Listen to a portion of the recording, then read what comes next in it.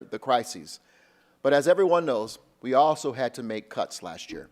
New leadership in the White House also provided aid to cities, and combined with our residents' drive to get vaccinated against this virus, Denver has proven we are resilient and a very vibrant city. Colorado has one of the top vaccination rates in the country, and that is in large part boosted by Denver's vaccination rate. So we want to say thank you. Thank you to all Denver residents for doing your part, because we know that vaccinations are critical to our economic recovery. The pandemic isn't over, but the management of Denver's recovery is well underway. Our Department of Finance, led by CFO Brendan Hanlon and his team, has been diligently working for the last several months to create our city's financial plan for 2022. I can't thank CFO Hanlon, Budget Director Stephanie Adams, Capital Program Director Laura Perry, and the finance team enough for all their exceptional work during another challenging year. Today, I am proud to submit my $1.49 billion 2022 budget proposal to City Council for their consideration and approval. This $1.49 billion budget is an important component of our long-term financial plan to build a sustained and inclusive recovery. It is financially responsible, equitable, invests in our community, bolsters our local businesses, and serves as a critical force to rebuild our economy so it works for everyone. Economic recovery across the city allows us to maintain the restoration of services that were cut due to the shortfall caused by the pandemic, and it enables us to continue the investment we started in 2021 budget to support our residents' needs. Now, it's important to note that while our economic revival is underway and unemployment is declining faster than predicted, there are still stubborn pockets of unemployment in our city, particularly in underserved communities and among communities of color. So we cannot assume that job creation is going to go back to where it was 2 years ago without intentional investment and effort. Now, my 2022 budget proposal supports thousands of new jobs and job training programs that stimulate our economy and puts new programs into place to protect our vulnerable neighborhoods and residents. This includes $5.7 million in marijuana tax revenue to establish a new business development program to level the playing field for minority and women-owned businesses throughout the economy, as well as those looking to break into the marijuana industry. It invests in programs to support our nonprofits, cultural programs, and neighborhoods. It leverages a variety of funds to double our affordable housing efforts, build on our successful social impact bond model, and resolve homelessness for hundreds more of unhoused neighbors. Now, this funding will support more housing access programs like down payment assistance and home ownership counseling, hundreds more hotel and motel rooms, more tiny home villages, and more safe outdoor spaces and safe parking spaces. They will also fund housing vouchers, wraparound services, and programs to keep people from falling into homelessness in the first place, such as rental and utility assistance, eviction protection, and of course, creating new and preserving existing affordable homes. And this budget proposal makes strategic community-based public safety investments into improved policing and targeted crime prevention to keep Denver residents safe and our neighborhoods safe. Now, we will continue efforts at innovative community-based policing and alternative interventions that recognize the distinction between behavioral health challenges and criminal activity, a space where Denver is a national leader. We will also address the need for hiring more law enforcement officers and partnering with nonprofit and community-based organizations to broaden our crime prevention efforts. That includes $13.6 million to be deployed to hire new first responders at the Denver Police, Sheriff, and Fire Departments and 911 call takers. Now, let me, for a moment, divert. Once again, during the State of the City address, we invited Denver residents, those who have shared with us their concerns and have talked about better policing, better public safety throughout the city of Denver. I just once again want to invite you, be the solution that you're looking for. We invite you, we're hiring. We would love to have you join our public safety department or any department in the city and county of Denver. Now, as we continue as a companion to this budget, we also We will also be proposing allocations of the funding we received from the American Rescue Plan to provide additional support and funding relief to local businesses and local workers, community recovery from mental health to digital equity and youth well-being, housing and shelter services for our unhoused neighbors, and maintaining our commitment to affordable housing by bolstering the Affordable Housing Fund. This fiscally responsible budget will help sustain our recovery, support thousands of new jobs and job training programs, stimulate our economy, keep our residents and neighborhoods safe, and put new programs into place to improve services to our vulnerable neighborhoods and residents. And it does all this by investing in our people and putting their recovery first and foremost. Now, before I close, I want to address a threat to everything that I just said, a threat to not only our 2022 budget strategies and plans for investing in our residents and neighborhoods and our services that are critical to our recovery. This threat is embedded in Initiative Measure 304, which will appear on the November 2021 ballot. If passed, it would immediately result in the need to cut up to $80 million from the budget. $80 million, including potential cuts to the city's dedicated sales tax initiatives. Let me talk about that for just a moment. Preschool, Denver's preschool program, Denver's scholarship program, Denver's homeless initiatives embedded in the sales tax that the people overwhelmingly supported last year. Our ability to pave our roads, ability to collect on a timely fashion as we have come to expect in our city, our solid waste, our trash. Our ability to continue to protect residents and keep this city safe, our police, our fire, our sheriffs. Our partnership with Denver Health to take care of our indigent residents who need medical care from the best trauma facility in the country. All of these will be threatened if Initiative 304 passes. I want to make it very clear, it will result in immediate up to $80 million in cuts from the budget if it passes. We need our residents to tune in and understand that this initiative that was initiated by people outside of city government who apparently bring a more conservative bent and expectations of our delivery of services stand to threaten everything this city has built over the years in partnership with the residents of this great city. And so we ask you to tune in and to be mindful of that initiatives. It's a possibility we are planning for, the details of which we will address if needed. And with that, I'm going to turn it over to our Chief Financial Officer, Brendan Hanlon, for the additional details on the budget proposal and the current revenue forecast for 2022. Brendan? Thank you, Mayor. You bet. Good morning. My name is Brendan Hanlon, the city's Chief Financial Officer. Thank you all for being here today. Thank you, Mayor Hancock. Thank you for your leadership during these very trying times. As the Mayor noted, it has been a challenging budget year, but for different reasons than for 2021. This year brings with it some hope of recovery. It brings with it additional funds from the federal government and our capital funds in an effort to invest in our recovery. But before I get started, I wanted to thank the finance team who has been working diligently over the past few months to formulate this budget, specifically Budget Director Stephanie Adams and the entire budget and management team, Laura Perry and the capital planning and real estate team who continue to ensure that our capital investments support robust recovery, Margaret Danuser and the finance team who have been administering our federal emergency and recovery funds. The $1.49 billion 2022 budget is financially and fiscally responsible and continues to rebuild our financial reserves that we've used in 2020 to bolster our response to trying economic conditions during the pandemic. This budget brings with it its own complexities. It is a combination of local investments. This includes the 2022 budget.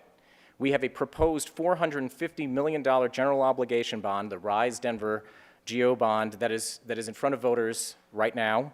That would be contributing to our local recovery. And we are also accelerating the deployment of our approved Elevate Denver bond funds. The Mayor mentioned the American Rescue Plan funds provided to us from the federal government. That's $308 million of recovery investment. And we are hopeful that additional federal funds will come from President Biden's Build Back Better infrastructure plan, as well as state recovery funds that we will partner with the state to deploy. These funds together will galvanize our recovery. With all these funds combined, we have a once-in-a-lifetime, once-in-a-generation investment in our whole community that will echo through time. Before I get into the budget details, I do want to provide a brief overview of our economic condition. Let's start with the positives. The mayor is absolutely correct. Vaccinations in the city and county in Denver are strong, they are high. Statewide, they are high, and that provides people confidence to have in-person economic interactions. It is a point of confidence in our economic performance and in our finances that we have seen from May through August of this year. We anticipate that we will start seeing an ease in supply chain disruptions that we have been seeing in the first part of this year that has specifically led to some inflation challenges, but we imagine that those are going to be moderating. However, the mayor is right. Our recovery is fragile, and we are monitoring multiple factors that could potentially impact it. We need more people to be vaccinated to provide us absolute certainty that our recovery is on the right trajectory. If we have a significant portion of our population that is unvaccinated, there is risk that could implicate additional public health restrictions, and that is the last thing economically that we can afford to have, but it does bring with it some uncertainty, specifically when it comes to the Delta variant. There are many industries that remain struggling, specifically tourism and hospitality industry, and those industries that are struggling to find workers. That is a particular challenge, not just in city government, but across our private sector economy. There are many federal protections that are ending as well, such as eviction and foreclosure moratoriums, enhanced unemployment benefits, and enhanced SNAP benefits as well. Those programs are coming to a close. We remain concerned about inflation, but we are hoping it is trending in the right direction. And to the mayor's point about an equitable recovery, we have seen high wage earners fare better than low wage earners and its counterparts, and this is a key area of investment in the 2022 budget process to make sure that we have a level playing field for all wage earners. So talking about some of our economic statistics, we have some areas of strength and some areas of concern. I'm going to start with consumer spending. This is an area of positivity. We have seen strong consumer spending numbers in sales and use tax, and that is promoted by consumer confidence. And we have also seen collections from out-of-state retailers. We have seen some challenges when it comes to consumer sentiment, though, over the time as the Delta variant has increased and as jobs have been difficult to fill. Employment. We have seen unemployment be challenged here in Denver. In my career, it is usually Denver that is leading recovery in terms of unemployment statistics. In this case, both national and state numbers are outperforming Denver's. But on the positive side, our employed workers are up more than 8,700 since January 2021. So there is an irregular nature to this economic recovery that could be seen looking at different industries. As I mentioned before, high-wage sectors are faring better than low-wage sectors, and industries that have focused on leisure and hospitality have been particularly challenged. So fortunately, Denver has has strong vaccination numbers. This is promoting confidence, but there are still choppy waters that we will need to navigate. For our financial overview, we need to go back to 2020. Our revenues took a $211 million reduction, a hit of $211 million. One of the most significant economic impacts since the Great Recession, and then before that, the Great Depression. In 2021, we are on track to recover $113 million. A portion of this was built into our base budget. So this is partially what we had assumed, but also an element of recovery. In 2022, we are projecting revenue growth at $97 million, or 7%. That puts us near revenue levels that we were projecting 2 years ago. So that is good news, but we are also 2 years behind.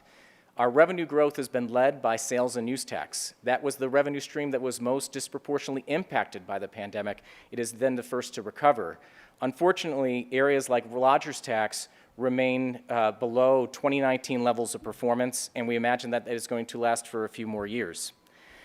As the mayor had mentioned, we do have partners in the federal government. We will be leveraging American Rescue Plan Act dollars as part of this allocation. We have done some of that in 2021 already. We have started to restore city services and hire new positions that had been suspended during our response to the pandemic. This year, as part of our 2021 plan, we plan to continue those investments into 2022, as well as propose to City Council $73 million worth of recovery investments focused on services and shelter for people experiencing homelessness, housing, small business, community needs like childcare, digital equity, mental health, and behavioral health supports.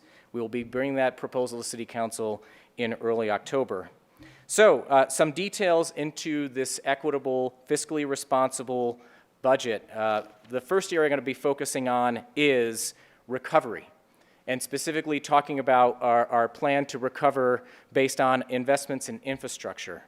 Public infrastructure is a core responsibility of city government. It is a tool that we have used repeatedly to recover from previous recessions.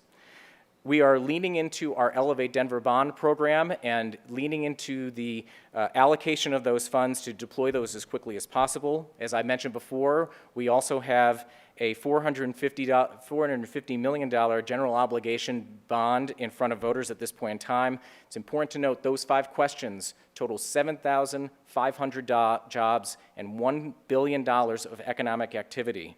These two tools will be paired with $200 million in our annual capital improvement fund to maintain our momentum in our recovery.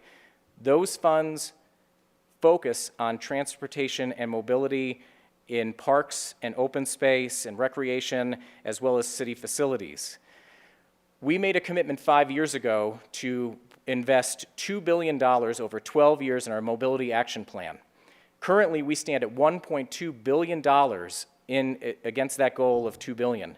This year's budget includes $85 billion in transportation and mobility projects. Highlighted in that allocation, $5.7 million for transit. That is a 1,000% increase over the prior year's budgets thanks to increased parking revenues. $6.9 million to continue building out the bike network, $4.8 for sidewalks, $3.5 million for transportation and mobility safety, Vision Zero type programming. $46 million in parks and recreation improvements, including $3.5 million for the Civilian Conservation Corps camp restoration at Red Rocks, which will also serve as an opportunity to leverage workforce resources and get people good paying jobs. $42 million is also identified for city facilities, specifically $6 million improving access to our city facilities, and $10 million, and I want to take a moment on this one talking point. $10 million in our central library. This was a question that came up as part of our Rise Denver program. It was something that was not in that program. $10 million has been identified to invest in that core city facility and continue the renovations of that facility. Focus now on the equity side of recovery. We are focused on equity across the city, but specifically in our neighborhoods that are that have been most vulnerable to displacement. We have a $1.2 million program in an investment impact tool. So where the city is making investments, we sometimes run into challenges where people cannot afford to stay in those neighborhoods. We're setting aside $1.4 million in a program that will allow us to invest in ways of keeping people in their neighborhoods as the city make investments in those neighborhoods that have been historically left behind. Job creation requires a skilled workforce, and the 2020 budget invests in scaling up workforce training centers and career development, specifically $2 million in a construction career program, bringing the total of that program to $3.2 million, $4.5 million in the new Climate Protection Fund to recruit, train, and bolster the climate action workforce. The mayor noted that we will be directly investing $5.7 million in a new business development fund to leverage retail marijuana tax to prioritize funding for small and minority and women-owned businesses throughout the economy and in the marijuana industry specifically. We propose also investing $10 million in ARPA funds into business resiliency, specifically $2 million to support entrepreneurship in traditionally underserved neighborhoods. The city will also ask City Council for an $11.8 million investment of American Rescue Plan dollars to support multiple aspects of community recovery and those include mental health to digital equity to youth well-being. We have a multitude of different investments when it comes to our new climate protection fund. This fund, as the mayor referenced, it generates its revenues from a dedicated sales tax. It would be implicated in the initiative that the mayor described. We are spending $5 million in infrastructure investments. $3.7 million from the climate protection fund is for climate-focused transportation supports for low-income communities. $11.5 million to support projects such as solar carports and subsidized community solar subscriptions for low-income households. Really important investments. We're leaning into the climate challenge. Those would be impacted by that initiative. In our housing program, we are investing $190 million in affordable housing, housing stability, and support for people experiencing homelessness. Of that 190, $90 million is being dedicated to support people experiencing homelessness, including $40 million from the new sales tax generated to be homeless resolution fund, which would be implicated in that initiative, $21 million in planned investments from ARPA, American Rescue Plan Act, and $28.5 million from the general fund. These efforts will deliver 900 affordable homes, support another 305 supportive housing units paired with services, around-the-clock shelter improvements, acquisition of housing and shelter that combine multiple uses, including safe outdoor spaces, tiny home villages, and safe outdoor parking. In the third priority of safety, the mayor is right to emphasize are the historic challenges that we are experiencing in attrition in our public safety organizations. We are leaning in with an investment of $13.6 million to hire new first responders in police, sheriff, fire, and 911 call takers to restore our safety workforce. Safety should mean the right response at the right time for people in crisis. We continue to invest in the STAR program, or the program, the acronym stands for Support Team Assisted Response Program. An additional $1 million in that program, that paired with existing general fund dollars and Caring for Denver dollars, Caring for Denver supported by sales and use tax dedicated to it, will total a $3.8 million program and allow for a citywide application of the STAR program across the city. $1 million is being identified for a new crisis response team in the Sheriff's Department for emergency mental health support inside of our jail system. So think of a STAR program inside of our safety facilities. We're also identifying $950,000 to create an assessment intake diversion center that will serve as additional alternative response for our criminal justice system. Those are the programmatic highlights, but I always like to end on where we've come from and where we are going, specifically when it comes to our financial practices and our reserves. The mayor is right that we need to emphasize restoration of our reserves, provide ourselves with a safety net in this time of uncertainty. When the mayor and I first started, we were experiencing the continued effects of the Great Recession and rebuilt our reserves from 10.7% back to 15%. By the end of 2020, we had 18% reserves. When the pandemic hit, we used nearly $90 million of those reserves to avoid draconian cuts in city services. When we ended 2021, we ended just above our goal at 12.4%. Our goal was 12. For the 2022 budget, we are proposing 14.2% reserves, a significant increase in our reserves to shelter and protect us from uncertainty in these economic times. I will say those reserves have promoted confidence in the market. We are a AAA rated city because of it and because of the financial management practices adhered to by our agencies, by our administration, by our leadership, by our city council. We are fortunate to be in that proposition. It allows us to get a better interest rate when we go to the market on our debt transactions. So we need to make sure that we are maintaining these responsible financial practices. This $1.49 million proposed budget for 2022 represents a critical catalyst for our overall financial plan and our recovery. This budget is fiscally responsible. It supports our work to provide a good job, a safe home, a vibrant and diverse community, and equal access to opportunity for all residents. Thank you, and I will turn it back over to the mayor for questions. I got to tell you that as mayor of the city, I could not, as we as people of Denver could not be better served than the leadership and the great management of Brendan Hanlon and Stephanie Adams, our budget director, and the entire finance team. And so I just simply want to take a moment to say thank you. Thank you. Thank you. A lot is being placed in terms of the burden of turning this city around and moving our nation forward, particularly on local governments. And it's not a woe is Denver. This is about the whole nation and cities all over this country are challenged with the need for more housing and affordable housing, dealing with the issues of homelessness, of course, the challenges of the pandemic, crime rising all over this country. And so we are called to do a lot and to respond to a lot and to do everything we can to abate the challenges of our society today. And so not only having a great finance team, but having a dedicated cabinet and agency leads, everyone leaning in, 11,000 city employees, and the residents of this great city have also taken on their shoulders to say, let's do everything we can to keep Denver solid and strong. So we just want to thank everyone and know that this budget that we put forward reflects, I think, the values of our city, the values of people who call the city home, to do everything we can to address those challenges that we're facing. With that, I think we're going to go question and answer and try to get through this. All righty, Esteban with Denverite, do you have a question? Good morning, Mayor. Brandon, I wanted to ask you, you've been presenting what seems like every other week to City Council, and there have been moments where members have been critical of the way this administration wants to spend its money. Are there any parts of this budget where you or Mayor Hancock anticipate some pushback or criticism from city lawmakers?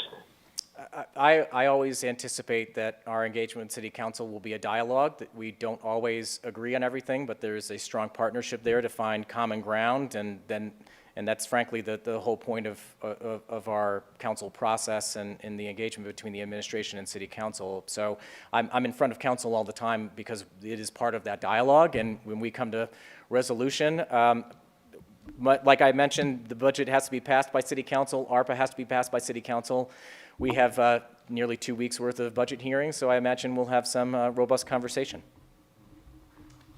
You know, Esteban, that's a great question, and I'll tell you that this is part of the organic and natural tension that's supposed to occur between management of the city and the legislative body to ask questions, to probe a little deeper and a little further. I sat on City Council for 8 years, for 2 terms, as you know, and I remember being in the same position to ask for clarity, ask for more information. Can we do more here? Can we do less here? That's a natural, organic process and checks and balances of local government and our republic system here in Denver as well.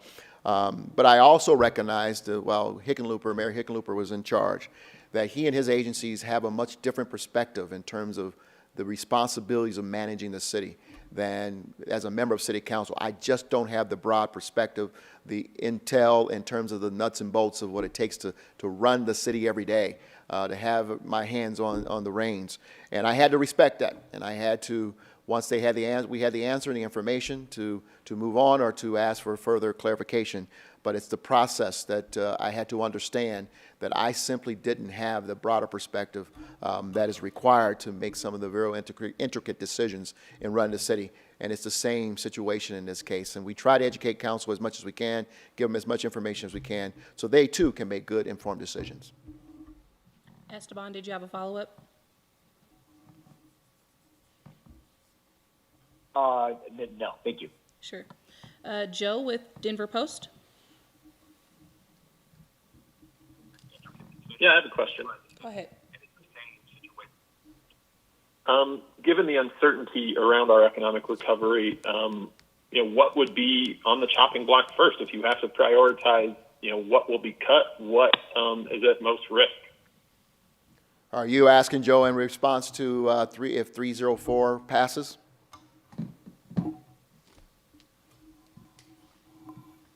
Joe?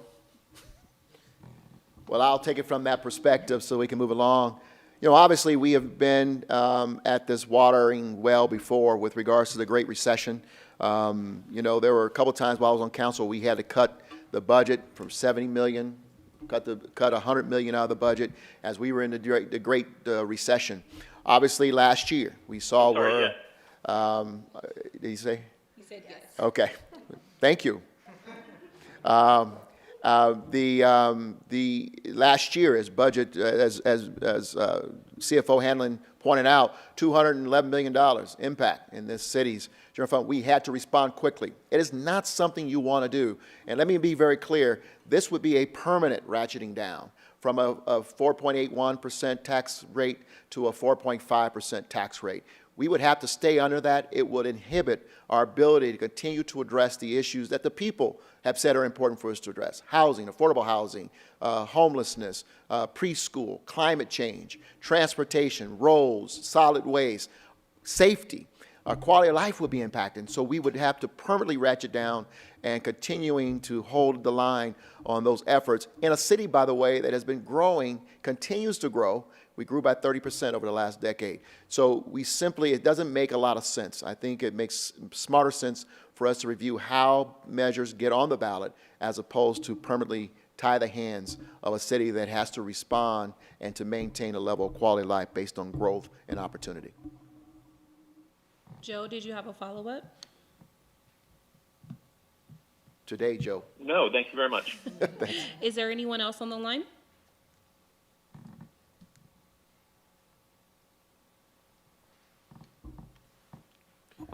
All right, then with that, let me again thank all of the city agency leads who are here. To Stephanie Adams, our budget director, did a phenomenal job in the construction of this, and Brendan Hanlon for your overall leadership of our financial operations. Thank you all.